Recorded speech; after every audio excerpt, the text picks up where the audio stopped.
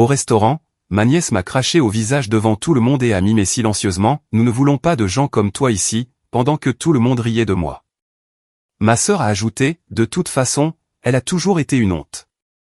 Papa a dit « Certains membres de la famille ne s'intègrent tout simplement pas ». Ma nièce a attrapé mon fils et l'a bousculé violemment. « Toi aussi, dégage ». L'oncle a renchéri « Certaines personnes gâchent vraiment les bons dîners ». J'ai haussé les épaules, pris la main de mon fils, et je suis sorti sans dire un mot. Plus tard cette nuit-là, papa m'a envoyé un message, le virement, c'est pour demain, pas vrai? J'ai répondu, ce n'est pas mon problème. Le lendemain a apporté un seul message, qui a transformé le rire en panique et en horreur totale. Le crachat a atteint ma joue pendant le dessert. J'étais en train de couper une part de tiramisu lorsque ma nièce, Lily, s'est penchée par-dessus la table chez Moretti, ce restaurant italien huppé du centre-ville où ma famille se réunissait chaque mois. La gouttelette a atterri juste sous mon œil gauche, chaude et délibérée. Autour de nous, les verres à vin en cristal captaient la lueur des bougies. Des nappes blanches s'étendaient à travers notre section réservée. Mon fils Carter, âgé de seulement 7 ans, était assis à côté de moi avec ses bâtonnets de poulet à moitié mangés. La bouche de Lily a formé les mots lentement, s'assurant que je puisse lire chaque syllabe, « Nous ne voulons pas de gens comme toi ici ». 17 ans, et elle perfectionnait déjà la cruauté familiale. Ses yeux contenaient la même satisfaction froide que j'avais vue sur le visage de ma sœur Victoria pendant des décennies. La table est devenue silencieuse pendant exactement 3 secondes avant que les rires ne commencent. Ma mère, le gloussement aigu de Claudia est venu en premier, suivi par le rire grave de mon père Raymond, qui secouait ses épaules. De toute façon, elle a toujours été une honte, a dit Victoria, en tamponnant sa propre bouche avec une serviette en tissu. Son bracelet tennis en diamant a accroché la lumière alors qu'elle tendait la main vers son vin. Tu te souviens quand elle a porté cette robe de friperie au dîner de répétition de mon mariage? Mon père a posé sa fourchette avec un cliquetis satisfait contre la porcelaine. Certains membres de la famille ne s'intègrent tout simplement pas. C'est la vie. Le restaurant bourdonnait des conversations des autres tables. On célébrait l'anniversaire de quelqu'un 2 sections plus loin, avec des serveurs chantants. La normalité de tout cela rendait la situation encore pire, d'une certaine manière. J'ai tendu la main vers mon verre d'eau, les doigts stables malgré le crachat qui refroidissait encore sur mon visage. Carter s'était figé à côté de moi, ses petites mains serrant sa fourchette si fort que ses jointures étaient devenues blanches. Lily n'en avait pas fini. Elle s'est levée, sa chaise raclant contre le plancher, et a contourné la table pour aller là où Carter était assis. Avant que je puisse comprendre ce qui se passait, elle a attrapé son épaule et l'a bousculé assez fort pour qu'il trébuche hors de son siège. Son genou a heurté le pied de la chaise en tombant. Vous deux, dégagez. Mon oncle Preston, le frère cadet de ma mère, a levé son verre de scotch dans un simulacre de salut. Certaines personnes gâchent vraiment les bons dîners. Comprenez peut-être le message cette fois.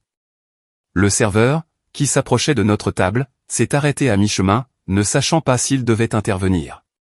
Je pouvais le voir peser son pourboire contre le fait de se mêler d'un drame familial. Il a choisi la discrétion, pivotant vers une toute autre section. J'ai essuyé mon visage avec ma serviette, je l'ai plié soigneusement, et je l'ai placé à côté de mon dessert intact. Carter était déjà debout, les larmes menaçant de couler, mais ne tombant pas tout à fait. À 7 ans, il avait appris à tout garder pour lui en présence de ma famille.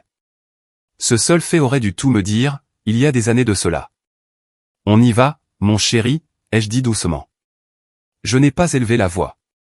Je n'ai pas jeté ma serviette de manière dramatique. Je n'ai pas lancé une réplique cinglante qui rendrait cette histoire plus satisfaisante à raconter. Je me suis simplement levé, j'ai pris la main tremblante de mon fils, et je suis passé devant des tables d'inconnus qui avaient été témoins de toute la scène. Leurs regards apitoyés ressemblaient à des gifles supplémentaires. Le valet a amené ma Honda CR-V en quelques minutes. Carter a grimpé dans son rehausseur sans parler, son silence étant, d'une certaine manière, pire que s'il avait pleuré. J'ai donné un pourboire au valet, je me suis inséré dans la circulation du centre-ville, et j'ai conduit vers la maison pendant que mon fils regardait par la fenêtre les lampadaires défiler. « Maman » a-t-il dit alors que nous tournions dans notre rue. « Oui, bébé ?» Pourquoi Lily a fait ça? Je me suis garé dans notre allée, à côté des rosiers que j'avais plantés le printemps dernier. Notre maison n'était pas grand-chose, une modeste maison de plein pied de 3 chambres que je m'étais efforcé de payer après le divorce, mais elle était à nous. Personne ne nous crachait dessus ici. Personne ne riait de l'existence de Carter. Certaines personnes oublient comment être gentilles, lui ai-je dit. C'est leur problème, pas le nôtre. Il a semblé accepter cette réponse, comme le font les enfants lorsqu'ils savent que leurs parents simplifient quelque chose de compliqué. Nous sommes entrés, et je lui ai fait couler un bain pendant qu'il grattait ses ongles, une habitude nerveuse qu'il avait développée au cours de l'année passée. La salle de bain s'est remplie de vapeurs parfumées à la lavande pendant que je préparais son pyjama dinosaure.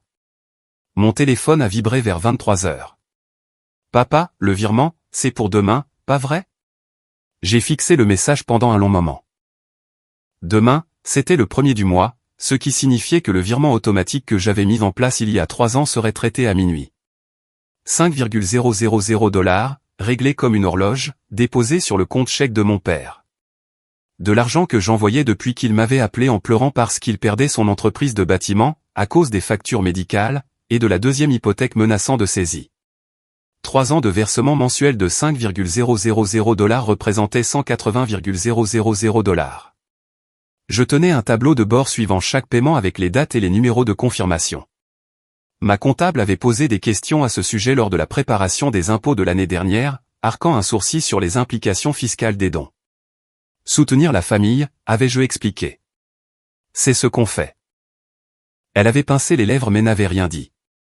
J'ai ouvert mon application bancaire, navigué vers les virements programmés, trouvé le paiement récurrent, et laissé mon doigt planer au-dessus du bouton annuler. La lumière bleue de l'écran illuminait mon visage dans la chambre sombre. Moi, ce n'est pas mon problème. J'ai supprimé le virement.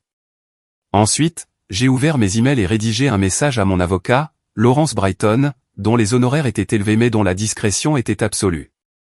Je l'avais consulté une fois auparavant pendant le divorce, et il m'avait guidé à travers ces eaux dangereuses avec une compétence impressionnante. L'email a pris 45 minutes à écrire, exposant tout ce que j'avais besoin qu'il gère. J'ai appuyé sur envoyer à 23h47 et je me suis endormi avant de voir sa réponse automatique d'absence. Le matin est arrivé, avec la lumière d'automne filtrant à travers les rideaux de la chambre. Carter était déjà réveillé, construisant quelque chose avec des Legos dans sa chambre. Le bruit des blocs de plastique s'emboîtant a servi de réveil. J'ai fait du café, des œufs brouillés, et j'ai vérifié mon téléphone. Laurence avait répondu à 6h30. Brighton, j'ai revu votre email. C'est vaste mais gérable. Pouvez-vous venir à 14h aujourd'hui? Apportez toute la documentation mentionnée. J'ai confirmé le rendez-vous, déposé Carter à l'école avec un câlin extra long, et passé la matinée à sortir des dossiers de mon bureau à domicile. Déclaration d'impôt, relevé bancaire, documents de prêt. Les reconnaissances de dettes que mon père avait signées il y a 3 ans, promettant le remboursement avec 4% d'intérêt une fois que son entreprise se rétablirait. Sa signature semblait tremblante sur ces documents. Désespéré. Je m'étais senti coupable de lui demander de les signer, mais ma propre comptable avait insisté pour avoir une documentation. Protégez-vous toujours, avait-elle dit. Même avec la famille. Surtout avec la famille. Le bureau de Laurence occupait le 18e étage d'une tour de verre au centre-ville. Sa réceptionniste m'a offert du café, que j'ai accepté, et m'a dirigé vers une salle de conférence avec des fenêtres du sol au plafond donnant sur la rivière. Laurence est arrivée, portant un bloc-notes jaune et des lunettes de lecture qui le faisaient paraître plus vieux que ses 49 ans. Racontez-moi toute la situation, a-t-il dit. Commencez par le début. Je lui ai tout dit. Les dîners mensuels qui étaient devenus de plus en plus hostiles au cours de l'année passée. Les comparaisons constantes de Victoria entre son mari orthodontiste à succès et mon statut de divorcé. Les commentaires pointus de ma mère sur le départ du père de Carter, comme si j'avais échoué à un test fondamental de féminité. Les petites cruautés qui s'accumulaient comme la neige avant une avalanche. Laurence prenait des notes d'une écriture soignée, posant occasionnellement des questions. Ses reconnaissances de dettes spécifient des conditions de remboursement dans les 5 ans suivant le rétablissement de son entreprise. Il a affirmé qu'elle s'était rétablie il y a 18 mois. Il a acheté un bateau. Vous avez une preuve de l'achat d'un bateau? Il a posté des photos sur Facebook. Il a identifié la marina. Laurence a souri mince. Les gens rendent parfois mon travail plus facile. Nous avons passé 2 heures à passer en revue la documentation. Les reconnaissances de dette totalisaient 205,000 $, les 180,000 $ de paiement mensuel plus un prêt d'urgence de 25,000 $ lorsque l'associé de mon père avait détourné des fonds. Chaque dollar était documenté, signé, et juridiquement contraignant. Les billets sont exécutoires, a dit Laurence. Nous pouvons exiger un remboursement immédiat. Compte tenu de ses actifs, la maison, le bateau, son entreprise reconstruite, nous pourrions forcer la liquidation si nécessaire. Qu'en est-il de ma mère? Elle a co-signé le billet de prêt d'urgence il y a 3 ans. Elle est également responsable de ces 25,000 $. J'ai pensé au visage de ma mère la nuit dernière, gloussant alors que le crachat coulait sur ma joue. Procédez au recouvrement sur les 2 billets. Lettre de mise en demeure formelle d'abord. Cela va détruire votre relation avec eux. C'est arrivé hier soir au dessert. Laurence a hoché la tête lentement. Il y a autre chose que vous devriez considérer. Vous avez mentionné que votre oncle Preston était présent. C'est celui qui a dit que les gens gâchent les bons dîners? Preston Hartley. Propriétaire de Hartley Construction Supply. C'est lui. Laurence a feuilleté ses notes. L'entreprise de votre père achète des matériaux à Hartley Construction Supply selon ces factures que vous avez fournies. C'est le cas depuis des années. Pour ces dossiers, oui. Saviez-vous que vous êtes listé comme caution personnelle sur la ligne de crédit commercial de votre père? Mon estomac s'est serré. Quoi? Page 43 des documents que vous avez apportés. Vous avez signé comme caution il y a 3 ans, juste au moment où vous avez commencé les paiements mensuels. La ligne de crédit est actuellement au maximum, à 75,000 $. J'ai saisi le document. Ma signature se trouvait au bas, au-dessus d'un tampon de notaire dont je me souvenais vaguement, lors d'une séance de signature précipitée à la table de cuisine de mes parents. Mon père avait appelé ça une formalité, quelque chose que la banque exigeait pour l'approbation. J'étais au milieu d'une crise au travail et j'avais signé sans lire attentivement. C'est juridiquement contraignant? Malheureusement, oui. Si votre père fait défaut, ils viendront vous chercher pour les 75,000 $. Le café a tourné à l'aigre dans mon estomac. Peut-on contester cela? On peut essayer, mais les accords de cautionnement sont difficiles à rompre. Cependant, Laurence a tapoté son stylo contre le bloc-notes. Si nous poursuivons déjà le recouvrement sur les reconnaissances de dette, nous pourrions utiliser cela comme levier. Forcer la faillite si nécessaire. Les actifs commerciaux et personnels seraient liquidés, satisfaisant la banque et vos billets simultanément. Vous seriez protégé de l'obligation de caution si le débiteur principal est en faillite. Perdrait-il tout? Très probablement. La maison a de la valeur nette. Le bateau est un actif. L'entreprise a de la valeur. Tout cela irait aux créanciers. Je me suis levé et j'ai marché vers la fenêtre. 18 étages plus bas, des gens traversaient des carrefours, prenaient leur déjeuner, vivaient des vies non compliquées par la trahison familiale. Une barge fluviale remontait le courant. Ma sœur Victoria, ai-je dit. Elle travaille pour l'entreprise de l'oncle Preston. Directrice des opérations. Je pense. Intéressant. Si l'entreprise de mon père coule, Preston perd un client majeur. Si l'entreprise de Preston prend un coup, le poste de Victoria devient vulnérable. Laurence est resté silencieux un moment.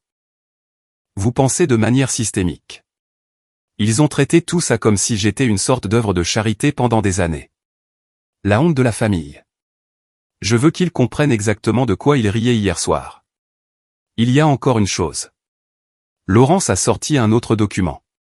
Votre sœur Victoria a co-signé le bail commercial de votre père la même année. Si l'entreprise fait défaut, le propriétaire peut la poursuivre pour les paiements de loyer restants. C'est encore 40,000 $ sur les 2 prochaines années. Les pièces se mettaient en place comme un puzzle que je n'avais pas réalisé être en train de résoudre. Chaque faveur familiale, chaque signature donnée à la hâte, chaque implication financière, tout cela me reliait. La honte, qui avait tranquillement maintenu leur vie ensemble pendant qu'ils me crachaient au visage. Rédiger les lettres de mise en demeure, ai-je dit. Toutes. Je veux que tout soit documenté et juridiquement inattaquable. Cela prendra environ une semaine pour être préparé correctement. C'est très bien. J'ai quitté le bureau de Laurence avec un étrange sentiment de calme. Il fallait récupérer Carter à l'école dans 1 heure, ce qui me donnait le temps de passer à l'épicerie et de feindre la normalité pour un moment. Les lumières vives du rayon fruits et légumes et les légumes brumisés semblaient absurdement paisibles. Je choisissais des pommes pendant que mon téléphone vibrait à répétition. Papa, le paiement n'est pas passé. Erreur système. Papa, appelle-moi. Papa, ce n'est pas drôle. J'ai des factures à payer. J'ai mis le téléphone en silencieux et acheté les ingrédients pour le dîner préféré de Carter, des tacos avec toutes les garnitures. Le laisser composer sa propre assiette, choisir ses propres ingrédients, exercer une petite autonomie dans un monde où les adultes prenaient la plupart des décisions. Ce soir-là, pendant que Carter coloriait à la table de la cuisine, mon téléphone a sonné. Le visage de ma mère est apparu sur l'écran, souriant sur une photo issue de temps plus heureux. J'ai laissé aller sur la messagerie. Elle a appelé 4 fois de plus avant de laisser un message. Ma chérie, ton père dit qu'il y a eu une confusion avec le paiement. Nous avons vraiment besoin de cet argent pour demain. Le paiement de l'hypothèque arrive à échéance et on compte sur toi. Rappelle-moi. La douceur dans sa voix était nouvelle. Du désespoir déguisé en affection. Victoria a appelé ensuite, son message sec et agacé. Maman dit que tu fais des difficultés pour l'argent de papa. Grandis un peu. Personne ne pensait à mal hier soir. Lily est juste une ado qui fait son cinéma. Rappelle papa. Le texto de l'oncle Preston est arrivé vers 20h. La famille est de la famille. Ne rend pas ça plus difficile que nécessaire. Je n'ai répondu à aucun d'entre eux. La lettre de mise en demeure de Laurence est arrivée chez mes parents par courrier recommandé 6 jours plus tard. Je le sais parce que mon père m'a appelé en hurlant à 10h le jeudi matin. J'étais en réunion avec des clients au cabinet d'architecture où je travaillais depuis 12 ans, passant en revue des plans de rénovation pour un bâtiment historique du centre-ville. Mon téléphone vibrait sur la table de conférence, le nom de mon père clignotant à répétition. Je me suis excusé et j'ai répondu dans le couloir. Tu nous poursuis en justice? Sa voix m'a frappé comme un coup physique, même à travers le téléphone. Tes propres parents? Les billets sont des documents légaux, papa. Tu les as signés. C'était différent. C'était la famille qui aidait la famille. C'est drôle comment la famille fonctionne, ai-je dit. Tu m'aides, je t'aide. Vous m'avez craché dessus. Eh bien, ta fille t'a craché dessus. Lily, pas moi. Tu as ri. Tu es resté assis là et tu as regardé. Tu m'as dit que je ne m'intégrais pas. Puis tu m'as envoyé une demande de paiement 3 heures plus tard. Le silence s'est étiré assez longtemps pour que je vérifie si l'appel n'avait pas coupé. Ta mère fait une crise de panique, a-t-il dit finalement, la voix plus basse maintenant. La lettre dit que tu veux 205,000 $ immédiatement. C'est ce que vous me devez. Plus les intérêts, en fait, mais je suis généreuse. Nous n'avons pas 2 cents,000 $.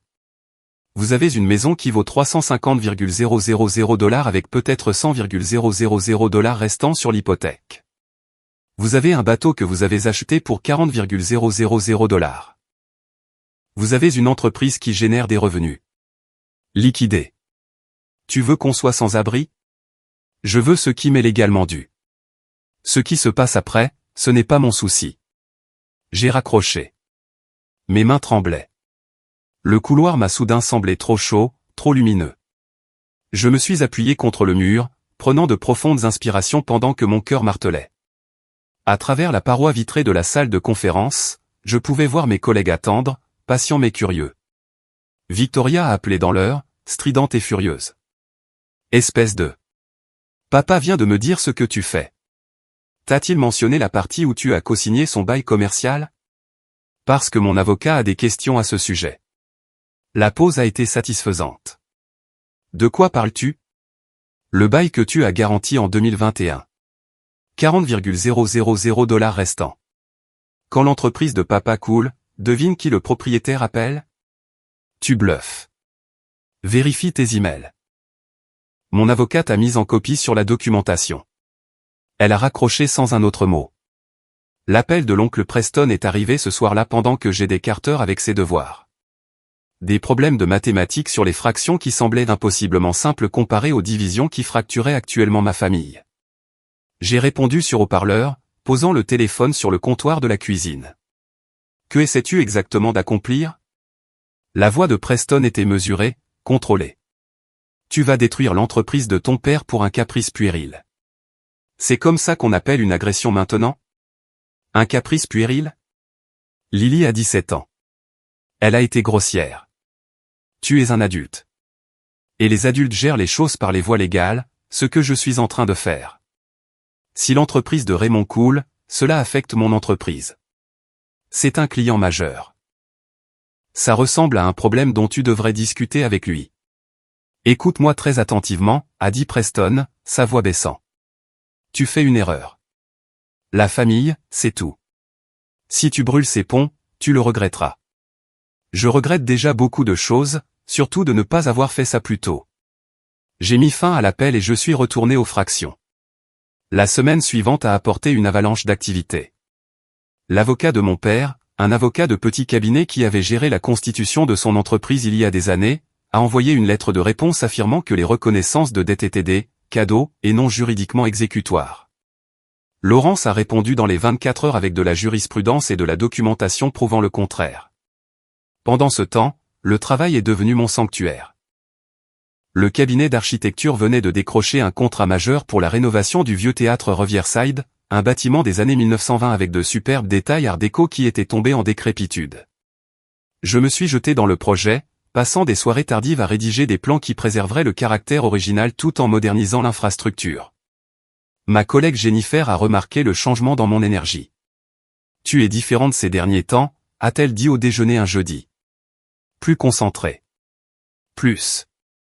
Je ne sais pas, présente. J'ai envisagé de tout lui dire, mais les mots sont restés coincés dans ma gorge. Comment expliquer à quelqu'un que regarder sa famille se démener pour couvrir des dettes qu'il n'avait jamais eu l'intention de rembourser ressemblait au fait de pouvoir enfin expirer après avoir retenu son souffle pendant des années? Que chaque appel paniqué que j'ignorais était une petite victoire? J'ai juste obtenu un peu de clarté sur certaines choses, ai-je dit à la place. Elle a hoché la tête, acceptant la réponse vague. Nous avons fini nos sandwichs tout en discutant de l'arche de prosénium originale du théâtre, pour savoir si nous pouvions restaurer les détails dorés ou s'ils étaient trop abîmés. Une conversation normale sur des choses normales. Cela ressemblait à un remède. Ma mère a essayé une approche différente, se présentant à mon bureau un mardi après-midi. La réceptionniste m'a appelé pour demander si je voulais la voir. J'ai failli dire non, mais la curiosité l'a emporté. Elle avait l'air plus petite, d'une certaine manière, assise dans le hall. Ses cheveux, habituellement parfaitement coiffés, pendaient mollement autour de ses épaules. Pas de maquillage, un gilet que je reconnaissais d'il y a 5 ans. Elle s'était habillée simplement, délibérément, visant la sympathie. « On peut parler ?» a-t-elle demandé quand je me suis approché. Nous sommes allés dans un café un peu plus loin, un de ces endroits de chaîne avec des fauteuils rembourrés et des machines à expresso bruyantes. Elle n'a rien commandé. J'ai pris un latte que je ne boirai pas, ton père a des douleurs thoraciques, a-t-elle dit. Le stress le tue. Il devrait voir un médecin. Nous ne pouvons pas nous permettre de médecin. Pas avec ça au-dessus de nos têtes.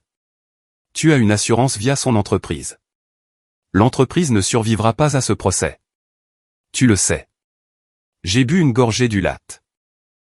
Il était trop chaud, me brûlant la langue. Vous auriez dû y penser avant de rire pendant que votre petite fille m'agressait. C'est une enfant. Elle a 17 ans. Assez vieille pour savoir ce qu'elle fait. Assez vieille pour faire face aux conséquences. En parlant de ça, où est-elle pendant tout ça? S'est-elle excusée? Le visage de ma mère s'est tendu. Elle se sent très mal. Ah oui? L'a-t-elle dit? Envoyé un texto? Appelé? Silence. C'est bien ce que je pensais. S'il te plaît, a dit ma mère, tendant la main à travers la table pour prendre la mienne. Je me suis reculé. S'il te plaît, ne fais pas ça. On te remboursera. Pas tout d'un coup, mais avec le temps. On peut élaborer un plan de paiement. J'ai proposé des plans de paiement il y a 3 ans. Vous avez promis le remboursement quand l'entreprise se rétablirait. L'entreprise s'est rétablie il y a 18 mois. Vous avez acheté un bateau au lieu de me rembourser. On peut vendre le bateau. Super. Ça couvre 40,000 $ sur les 205,000 $ que vous me devez. Son visage s'est effondré. De vraies larmes cette fois, pas le genre manipulateur que j'avais vu tant de fois auparavant. Qu'est-ce que tu veux de nous? Qu'est-ce qui fera arrêter ça? Je me suis levé, rassemblant mon sac à main. Rien ne fera arrêter ça. Vous m'avez appris que la famille, c'est tout, tu te souviens? La famille est de la famille. Eh bien, c'est moi qui vous aide à comprendre que les actions ont des conséquences. Je l'ai laissée assise là, son latte refroidissant intacte sur la table entre nous. Laurence a appelé 3 jours plus tard avec des nouvelles. L'avocat de mon père avait déposé une motion de rejet, affirmant que les billets avaient été obtenus sous la contrainte. Nous avions une audience prévue dans 6 semaines. Entre-temps, Laurence avait déposé des privilèges sur la maison de mes parents et les actifs commerciaux de mon père, empêchant tout transfert ou vente sans approbation du tribunal. Ils sont piégés, a dit Laurence. Ils ne peuvent pas liquider, ne peuvent pas emprunter sur les actifs existants, ne peuvent pas déplacer d'argent. L'entreprise est effectivement gelée. Qu'en est-il de l'entreprise de Preston? Développement intéressant là-bas. Votre père n'a pas payé sa facture de matériaux depuis 2 mois. Preston menace de couper l'approvisionnement. Donc Preston se retourne déjà contre lui. L'instinct de conservation l'emporte sur la loyauté familiale. Apparemment, la situation de Victoria se détériorait plus vite que je ne l'avais prévu. Preston l'avait rétrogradée de directrice des opérations à assistante administrative, réduisant son salaire de 40%. Elle m'avait envoyé 17 textos au cours de la semaine dernière, passant de la colère à la supplication, puis aux menaces. Le dernier disait, « Quand papa perdra tout, ce sera de ta faute. Quand maman aura une crise cardiaque à cause du stress, souviens-toi que tu l'as causé. Quand Carter demandera pourquoi il n'a plus de grands-parents, dis-lui que sa mère les a détruits pour un crachat. » J'ai bloqué son numéro. L'audience préliminaire est arrivée par un matin froid de novembre. Les marches du palais de justice étaient glissantes à cause du gel matinal, et mon souffle sortait en nuages alors que je les montais. Laurence m'a retrouvé à l'intérieur, portant une mallette qui coûtait probablement plus cher que mon loyer mensuel. Ils vont essayer de vous peindre comme vindicative, a-t-il prévenu. Préparez-vous à ça. Mes parents sont arrivés avec leur avocat, un homme nerveux dans un costume qui avait connu des jours meilleurs. Il n'arrêtait pas d'ajuster sa cravate, lissant des papiers qui n'avaient pas besoin d'être lissés. Mon père ne voulait pas croiser mon regard. Ma mère me lançait des regards noirs. Victoria s'est montrée aussi, assise dans la galerie avec Preston. Aucun d'eux n'avait de statut légal dans cette affaire, mais ils voulaient regarder, voulaient intimider. La juge, une femme dans la soixantaine aux cheveux gris acier et aux yeux perçants, a passé en revue les documents rapidement. Ces reconnaissances de dette semblent valides, a-t-elle dit. Maître Brighton, que demandez-vous aujourd'hui? Le remboursement immédiat de 205,000 $ plus les intérêts courus, votre honneur. Ou alternativement, l'autorisation de procéder à la liquidation des actifs. Votre honneur, l'avocat de mon père s'est levé. Ces billets étaient des arrangements familiaux, pas des transactions commerciales. Mes clients demandent à la Cour de reconnaître la nature informelle de ces accords. Informels? La juge a levé les yeux. Ils sont notariés, attestés, et stipulent explicitement les conditions de remboursement. Qu'y a-t-il d'informel là-dedans? L'esprit des accords, votre honneur. C'était la famille qui aidait la famille. Et les familles peuvent conclure des contrats juridiquement contraignants. La juge s'est tournée vers moi. Madame Hartley, votre avocat indique que vous avez envoyé des paiements mensuels pendant 3 ans. Oui, votre honneur. 5,000 $ par mois, plus un prêt d'urgence forfaitaire. Et les termes stipulent le remboursement lors du rétablissement de l'entreprise. Oui, votre honneur. Quand l'entreprise s'est-elle rétablie? L'avocat de mon père est intervenu. L'entreprise est toujours en difficulté, votre honneur. Le bateau a été acheté pendant une reprise temporaire. Un bateau à 40,000 $ pendant une reprise temporaire? Le sourcil de la juge s'est levé. C'est une sacrée reprise temporaire. L'audience a duré 40 minutes. La juge a rejeté la motion de rejet, a programmé un procès complet dans 3 mois, et a maintenu les privilèges sur les actifs. En sortant, je pouvais sentir les yeux de ma famille me brûler le dos. Dans le couloir, Preston m'a intercepté. Tu vas regretter ça. C'est une menace? C'est une promesse. Tu penses que tu les punis? Tu te détruis toi-même. Personne ne veut faire affaire avec quelqu'un qui poursuit ses propres parents. Alors c'est une bonne chose que je ne fasse pas affaire avec toi. Je suis parti alors qu'il bafouillait encore. Les 2 mois suivants ont été surréalistes. J'allais au travail, je déposais Carter à l'école, je préparais le dîner, j'aidais aux devoirs, je maintenais un vernis de normalité alors que toute ma famille élargie implosait. Thanksgiving est venu et reparti sans invitation. J'ai rôti un poulet pour Carter et moi, regardé le football, et fait semblant que rien ne nous manquait. Mon père a fait une dernière tentative de réconciliation début décembre. Il s'est présenté chez moi un samedi matin, debout sous le porche, sous la pluie glaciale, sans parapluie. Carter était chez un ami pour jouer, me laissant seul pour gérer cela. « Je peux entrer ?» a-t-il demandé. Je me suis écarté. Il a dégouliné sur le sol de mon entrée, enlevant son manteau avec des mains tremblantes. Il avait l'air horrible émacié, mal rasé, vieilli de 10 ans en 3 mois. Une partie de moi avait mal de le voir comme ça. Une plus grande partie se souvenait du crachat coulant sur mon visage pendant qu'il riait. « Je suis désolé », a-t-il dit. Pour cette nuit-là. Pour avoir ri. Pour tout ça. D'accord. C'est tout ce que tu vas dire? Qu'est-ce que tu veux que je dise, papa? Que je vais abandonner le procès? Que nous pouvons passer à autre chose? Je me suis assise sur mon canapé, le laissant debout. Est-ce que Victoria t'a dit de venir ici? C'était mon idée. Parce que tu es en train de tout perdre. Parce que ma fille me manque. Sa voix s'est brisée. Parce que j'ai fait une erreur et que je veux la réparer. Tu as fait des dizaines d'erreurs. Des centaines. Des années d'erreurs. Alors, punis-moi comme tu veux, mais ne prends pas la maison. Ne détruis pas l'entreprise. Ta mère n'a nulle part où aller. Elle a la chambre d'amis de Preston. Je suis sûr qu'il aimerait t'aider. Lui qui est si fort sur la loyauté familiale. Preston nous a coupé les vivres. Il a dit que nous étions impassifs. La famille est de la famille, n'est-ce pas? Il s'est effondré dans le fauteuil en face de moi, le visage dans ses mains. Qu'est-ce que tu veux? Dis-moi ce qui fera arrêter ça. Je veux l'argent que vous me devez. Nous ne l'avons pas, alors vendez des actifs. La maison, le bateau, l'équipement de l'entreprise. Liquidez et payez vos dettes comme un adulte. La maison est toute notre vie. Et les 3 dernières années de paiement étaient tout mon compte épargne, mon fonds d'urgence, l'argent dont j'avais besoin quand le père de Carter est parti. De l'argent que j'aurais pu utiliser pour une meilleure maison, une meilleure école, un coussin pour l'avenir. Au lieu de cela, je te l'ai donné parce que tu as dit que tu en avais besoin. Nous en avions besoin. Et maintenant, j'ai besoin qu'il revienne. Il est parti 20 minutes plus tard, pas plus proche d'une résolution.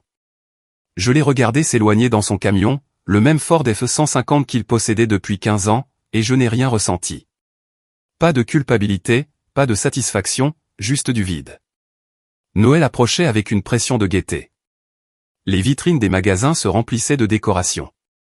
Les stations de radio passaient des chants de Noël en boucle. Mon bureau a organisé une fête à laquelle j'ai assisté pendant exactement 1 heure, faisant la conversation avec des collègues qui demandaient des nouvelles de ma famille. J'ai dit que nous prenions les choses calmement cette année. En privé. Juste Carter et moi. La semaine avant Noël, Carter est rentré de l'école avec une carte faite main. À l'intérieur, il avait dessiné une image de nous deux se tenant la main sous un arbre de Noël, un chien jaune à côté de nous qui ne ressemblait à aucun chien que nous ayons jamais possédé. J'ai demandé un chien au Père Noël, a-t-il annoncé. Mademoiselle Peterson a dit que si on est sage et qu'on travaille dur, de bonnes choses arrivent. La philosophie simple de son enseignante a touché quelque chose de profond. Nous avions travaillé dur. Nous avions été sages. Pas parfaits, mais décents, honnêtes, présents l'un pour l'autre chaque jour. Peut-être que de bonnes choses arrivaient déjà. Peut-être qu'elles arrivaient depuis le moment où j'avais annulé ce virement bancaire. On verra ce que le Père Noël peut faire, lui ai-je dit, prenant une note mentale de rechercher des centres d'adoption. Cette nuit-là, après que Carter se fut endormi, je me suis assise dans mon salon avec les lumières éteintes, à l'exception de l'arbre préilluminé que nous avions installé ensemble. Les ampoules colorées projetaient des ombres douces sur les murs. Dehors, la neige avait commencé à tomber, recouvrant le quartier de cette paix temporaire qui ne vient qu'avec la neige fraîche. Mon téléphone était silencieux sur la table basse. Pas d'appel, pas de texto, pas de supplication désespérée. Ils avaient finalement arrêté d'essayer. Le silence ressemblait à une victoire. Laurence a appelé le 20 décembre avec des nouvelles. Ils ont proposé un règlement. 125,000 $ payés sur 5 ans. C'est 60% de ce qu'ils doivent. C'est ce à quoi ils peuvent accéder sans vendre la maison. D'où vient l'argent? Le bateau? Les actifs de l'entreprise. Preston leur prête apparemment 50,000 $. Preston est impliqué maintenant. Il semble qu'il essaie d'éviter l'effondrement total. Mauvais pour ses affaires si votre père fait faillite. J'ai réfléchi. 125,000 $ reconstruirait mon épargne de manière significative. Pas tout ce que j'avais perdu, mais substantiel. L'alternative était de les forcer à la faillite, un processus long qui pourrait se terminer avec moi obtenant moins après les frais juridiques. Contre-offre, ai-je dit. 175,000 $. 100,000 $ d'avance provenant de la liquidation du bateau et des actifs de l'entreprise. Les 75,000 $ restants payés sur 3 ans avec 8% d'intérêt, garantis par la maison. C'est agressif. Ils peuvent accepter ou me voir au tribunal. Laurence a présenté la contre-offre. 3 jours plus tard, ils ont accepté. L'accord de règlement est arrivé par email le 23 décembre. Des pages de langage juridique stipulant les calendriers de paiement, les conséquences par défaut, et les garanties d'actifs. J'ai signé électroniquement pendant que Carter décorait notre arbre de Noël, accrochant des ornements qu'il avait fait en cours d'art plastique. « Maman, je peux mettre l'étoile au sommet ?» a-t-il demandé. « Bien sûr, bébé. Fais attention sur l'escabeau. » Il a grimpé, s'étirant pour placer l'étoile dorée sur la branche la plus haute. Elle était légèrement de travers, parfaite dans son imperfection. Nous avions survécu. Nous avions plus que survécu. Mon père a transféré le premier paiement le 2 janvier. 100,000 $ sont apparus sur mon compte, plus d'argent que je n'en avais vu au même endroit depuis des années. J'ai remboursé mes cartes de crédit, établi un fonds pour les études de Carter, et déposé le reste sur un compte épargne à haut rendement. Les paiements mensuels ont commencé en février, 2,3 cents arrivant comme une horloge le premier de chaque mois. J'ai mis en place des virements automatiques vers le fonds universitaire de Carter, le regardant grandir avec une satisfaction tranquille. Ma famille a cessé de me contacter entièrement. Pas d'appel, pas de texto, pas de mail. Je les ai retirés des réseaux sociaux, j'ai bloqué leur numéro sauf celui de mon père, dont j'avais besoin pour le règlement. Ces paiements arrivaient sans communication, juste des transferts bancaires à travers l'espace numérique. La vie s'est installée dans un nouveau rythme. Carter s'épanouissait sans les dîners toxiques, sans voir des adultes humilier sa mère. Nous avons trouvé une nouvelle communauté grâce à son école, nous liant d'amitié avec d'autres parents qui nous invitaient à des fêtes d'anniversaire et des matchs de football. Des gens qui nous traitaient avec une décence humaine élémentaire. Ma carrière a prospéré sans la ponction mensuelle sur mes finances et mon énergie émotionnelle. J'ai pris des projets plus importants, travaillé de plus longues heures quand Carter était avec son père les week-ends alternés, et j'ai obtenu une promotion au poste d'architecte senior. L'entreprise de Preston a lutté tout au long du printemps. Il s'avère que perdre un client majeur a eu des effets en cascade. Il a licencié 15% de ses effectifs, y compris Victoria, qui a déménagé dans une autre ville pour un nouvel emploi. J'ai appris cela par un ancien collègue qui connaissait quelqu'un qui connaissait quelqu'un. Le téléphone arabe familial fonctionnait toujours même quand je n'étais pas activement dessus. Ma mère a essayé de me joindre une fois en avril, envoyant une carte pour le 8e anniversaire de Carter. À l'intérieur, il y avait 50 $ et un mot, vous nous manquez tous les deux. Bisous, grand-mère. Carter a demandé de qui cela venait. Je lui ai dit et lui ai demandé s'il voulait le garder. Je ne me souviens plus vraiment d'elle, a-t-il dit. Nous avons fait don des 50 $ au refuge pour animaux local. Juillet a apporté le point médian de l'accord de règlement. Les paiements de mon père avaient été constants, jamais en retard, ne nécessitant jamais de suivi. Laurence vérifiait trimestriellement pour confirmer que tout était traité correctement. C'était tout très professionnel, stérile exactement ce qu'une transaction financière devrait être. J'ai croisé ma mère à l'épicerie en septembre. Elle était au rayon fruits et légumes, pressant des avocats avec l'intensité de quelqu'un qui n'avait rien d'autre sur quoi se concentrer. Elle m'a vu avant que je puisse me détourner, son visage enregistrant le choc, puis la douleur, puis quelque chose de plus dur. Tu as l'air bien, a-t-elle dit. Merci. Carter doit devenir grand. C'est le cas. Elle a posé l'avocat, se tournant pour me faire face entièrement. Est-ce que ça en valait la peine? Détruire ta famille pour de l'argent? Je n'ai rien détruit. J'ai recouvré une dette. Tu nous as forcés à tout vendre. Le bateau, l'équipement de l'entreprise. Ton père a dû fermer 2 sites. Il a toujours la maison. Il a toujours une entreprise. C'est plus que beaucoup de gens. Nous ne te pardonnerons jamais pour ça. Je ne demande pas le pardon. Je suis parti, la laissant parmi les fruits et légumes. Mon chariot contenait les ingrédients pour le dîner demandé par Carter, des spaghettis carbonara, qu'il avait récemment décidé être son plat préféré. Nous allions essayer de les faire maison ensemble. Probablement faire des dégâts. Certainement nous amuser.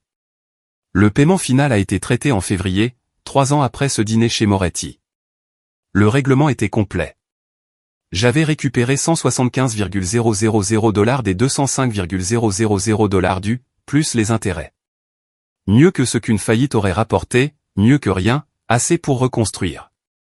Laurence a envoyé une lettre de clôture formelle confirmant que toutes les conditions avaient été remplies. Les privilèges ont été levés. La relation juridique était terminée. Nous étions des étrangers maintenant, connectés seulement par la biologie et des documents signés. Carter demandait parfois des nouvelles de ses grands-parents, surtout quand des amis mentionnaient les leurs. Je lui disais la vérité avec des termes adaptés à son âge. Parfois, les familles s'éloignent. Parfois, les gens se blessent mutuellement. Parfois, la chose la plus gentille est la distance. Est-ce qu'il te manque, a-t-il demandé un soir au moment du coucher. L'idée de me manque, ai-je admis. La famille que je pensais avoir. Mais regretter une illusion ne signifie pas que je veux que la réalité revienne. Il a semblé accepter cela, se retournant pour dormir. J'ai pensé à cette nuit chez Moretti. Le crachat, les rires, la cruauté désinvolte livrée autour d'un tiramisu et de vin. Comment j'étais sorti en silence, prenant la main de mon fils, refusant de m'engager dans le drame qu'ils attendaient. La vengeance que les gens imaginent à partir d'histoires comme celle-ci implique généralement des confrontations dramatiques, des répliques verbales écrasantes, une humiliation publique. La réalité était plus calme. La réalité, c'était des tableurs et des documents juridiques, des accords de règlement et des virements bancaires. La réalité, c'était reconstruire une vie sans le poids de gens qui ne m'avaient jamais estimé de toute façon. Parfois, Carter et moi passions en voiture devant le quartier de mes parents, cette rue bordée d'arbres où j'avais grandi. Leur maison semblait la même de l'extérieur. Les mêmes volets bleus, les mêmes rosiers que ma mère avait plantés il y a des décennies. Je me demandais s'ils étaient assis à l'intérieur à regarder la télévision, à manger le dîner, prétendant que leur fille n'avait jamais existé. Peut-être qu'ils le faisaient. Peut-être que c'était plus facile que de reconnaître ce qu'ils avaient perdu. Je les avais perdus aussi, d'une certaine manière. Perdu le fantasme de l'amour familial inconditionnel, l'illusion que le sang signifiait quelque chose de sacré et d'indestructible. Mais j'avais gagné quelque chose de plus précieux, le respect de moi-même. La connaissance que je pouvais me défendre moi et mon fils, que je pouvais imposer des limites, exiger une dignité humaine fondamentale, et refuser d'accepter la cruauté comme le prix de l'appartenance. La cicatrice de cette nuit-là restait, psychologique sinon physique. Mais les cicatrices prouvaient qu'on avait guéri, prouvaient qu'on avait survécu à quelque chose qui aurait pu nous détruire. Carter et moi avons construit une nouvelle vie, pièce par pièce. De meilleurs amis, des relations plus saines, des rires sincères autour de tables de dîner où personne n'avait à gagner son siège. Nous avons adopté un chien cet été-là, un chien de refuge nommé Biscuit qui suivait Carter partout. Nous avons fait des voyages de camping, visité des musées, créé des souvenirs non souillés par la toxicité. Ma carrière a continué de grimper. Le cabinet d'architecture m'a nommé associé 18 mois après la finalisation du règlement. Mon nom est apparu sur l'annuaire du bâtiment, une validation professionnelle pour laquelle j'avais travaillé une décennie. Et chaque mois, quand je vérifiais le fonds universitaire de Carter, le regardant grandir avec les contributions de mon salaire et les paiements du règlement, je ressentais quelque chose approchant la paix. Pas le pardon, je ne pardonnerai jamais cette nuit-là, mais l'acceptation. L'acceptation que certaines relations étaient faites pour se terminer. que partir était parfois le choix le plus courageux.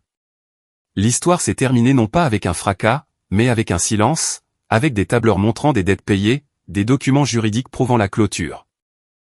Une vie reconstruite sur les décombres du dysfonctionnement familial, avec un garçon qui savait que sa mère le protégerait, qui n'avait jamais eu à la regarder accepter l'humiliation pour le bien de la paix.